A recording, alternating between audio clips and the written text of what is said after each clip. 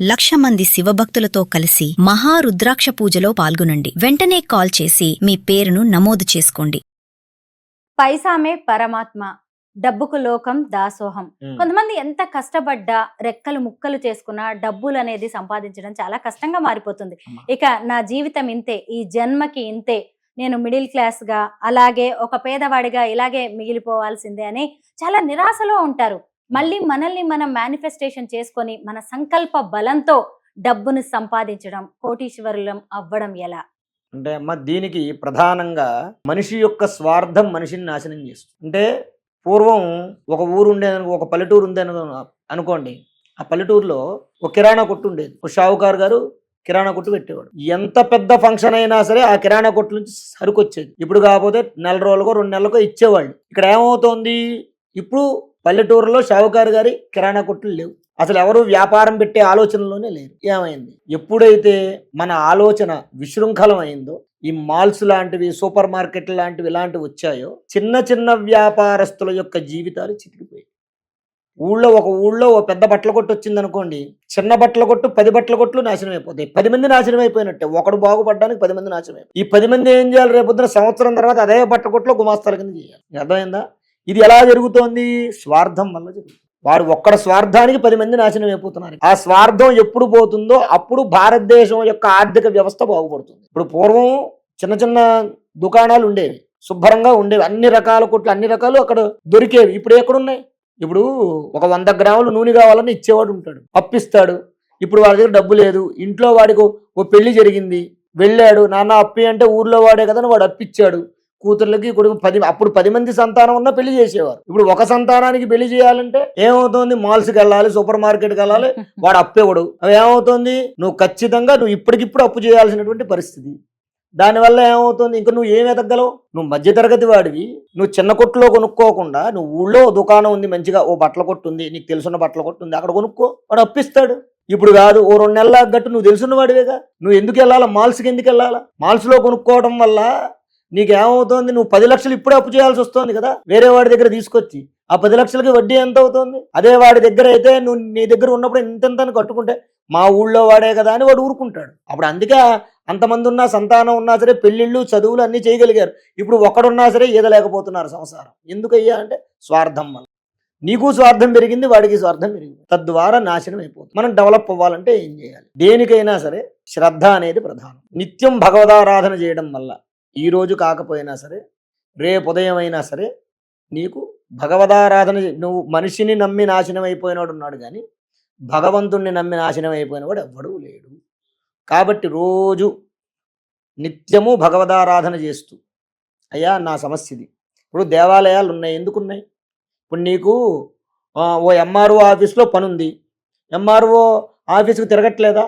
Application పట్టుకుని ఇంటి పన్ను కావాలి, ఇంటికి నెంబర్ కావాలి, తిరుగుతున్నావా లేదా? అలాగే నీ జీవితానికి ప్రధానంగా నువ్వు ఎదగడానికి నీకు అవసరం కాబట్టి గుళ్ళకు తిరుగు. ఖచ్చితంగా రోజు వెళ్ళి అప్లికేషన్ పెట్టు, భగవంతుడికి ఓ 3 ప్రదక్షిణాలు చేయి, దండం పెట్టుకో. అది ఆఫీస్ అంతే.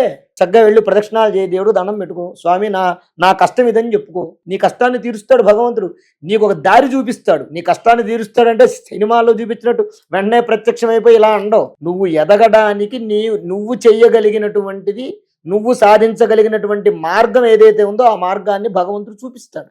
ఆ మార్గాన్ని మళ్ళీ నువ్వు నిలబెట్టుకోవాలి. నిలబెట్టుకుంటేనే పైకొస్తావు. భగవంతుడు జీవితంలో ప్రతి మనిషికి ఒక అవకాశం ఇస్తాడు, ఆ అవకాశాన్ని నిలబెట్టుకోవాలి. ఈ రోజు అవకాశం ఇచ్చాడు కదా, ఈ రోజు మన దగ్గర అన్ని ఉన్నాయి కదా అని చెప్పి విచ్చలవిడి తత్వం చేసామనుకోండి, మొత్తం నీ అంతటి నువ్వు నాశనం చేసుకుంటే రెండోసారి భగవంతుడు ఇవ్వడు. మళ్ళీ నీ వంతు వచ్చేసరికి సంవత్సరాలు అవ్వచ్చు, ఆ సంవత్సరాలు పూర్తయితే నువ్వు ఉండొచ్చు, పోవచ్చు. కాబట్టి మనం జీవితంలో పైకి ఎదగాలి అని అనుకుంటే శ్రద్ధ ఉండాలి, భగవద్ అనుగ్రహం ఉండాలి.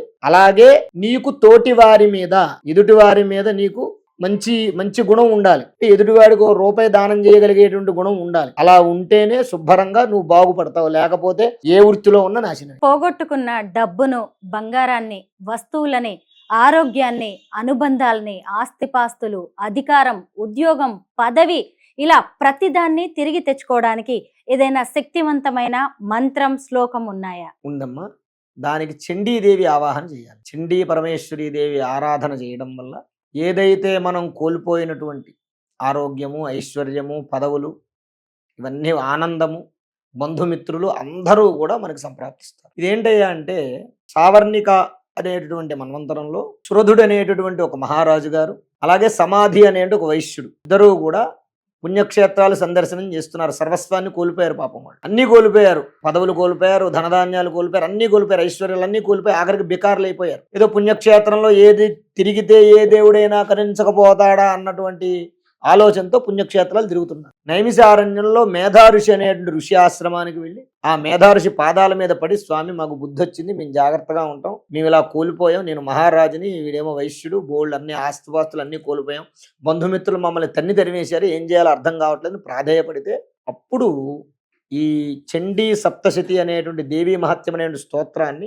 700 శ్లోకాలు ఉంటాయి. ఆ 700 శ్లోకాల రూపంలో ఉపదేశం చేసేట మార్కండేయ పురాణంలో ఉన్నటువంటి ఈ దేవీ మహత్యాన్ని మేధాఋషి చెప్పాట. ఎవరికి? ఈ రాజుగారికి, వైశ్యుడికి. ఆ అమ్మవారి యొక్క శక్తి, అమ్మవారు 3 రూపాల్లో ఉంటుంది. మహాకాళి, మహాలక్ష్మి, మహాసరస్వతి రూపాల్లో ఉంటుంది. ఈ 3 రూపముల యొక్క శక్తి మహత్యాన్నంతా చెప్పిన తర్వాత వాళ్ళిద్దరూ కూడా చాలా సంతోషించి అమ్మవారి ఆరాధన చేశారు. సంవత్సర కాలం చేశారట. ఈ సంవత్సర కాలం చేసిన తరువాత అమ్మవారు ప్రత్యక్షమై నాయన మీరు ఏదైతే కోల్పోయారో అవన్నీ మీకు ఇచ్చేస్తున్నాను, బ్రతికినంత కాలం ఆయురారోగ్యైశ్వర్యాలతో ఆనందంగా జీవనం సాగించండి, బంధుమిత్రులతో, పిల్లా పాపలతో, ఆరోగ్యాలతో, ఐశ్వర్యాలతో జీవనం సాగించండి. రాబోయేటటువంటి మన్వంతరం అంటే వేరే నెక్స్ట్ కల్పనలో ఈ సురధుడికి ఆ మన్వంతరానికి రాజు అంటే ఇంద్రుడి యొక్క పదవి లభించిందట ఈ రాజుగారికి. అలాగే ఈ వైశ్యుడికి కుబేరుడి యొక్క పదవి లభించిందట.